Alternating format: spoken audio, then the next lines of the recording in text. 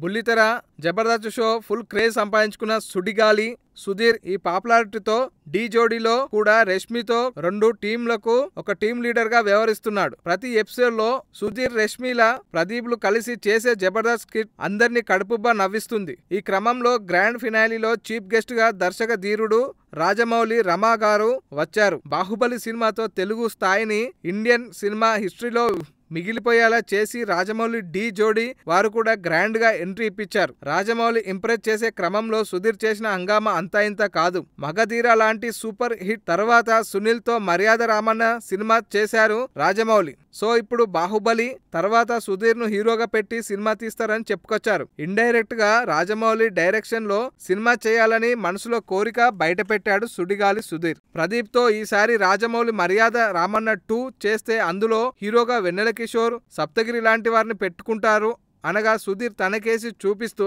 ఇటు చూడు ఇటు చూసి చెప్పు అంటూ కామెడీ చేశాడు. ఎంత జబర్దస్త్ షోలో పాపులర్ అయినా, ఎంతటి ఢీ జోడీని ఆకట్టుకున్నా సరే రాజమౌళి డైరెక్షన్ లో చేసేంత సీను సుధీర్ కి అప్పుడే రాలేదని కొంతమంది వాదన. ఏదేమైనా ఢీ జోడీ ప్రేక్షకులకు మరింత చేరువైన సుధీర్ చూస్తుంటే వెండితెర మీదకు హీరోగా వచ్చే ప్రయత్నాలు చేస్తున్నట్టే అనిపిస్తుంది. సుధీర్ కోరిక కూడా అదే అని మొన్న ఢీ జోడీ చూసి ప్రతి ఒక్కరూ ప్రేక్షకుడు తెలుస్తుంది.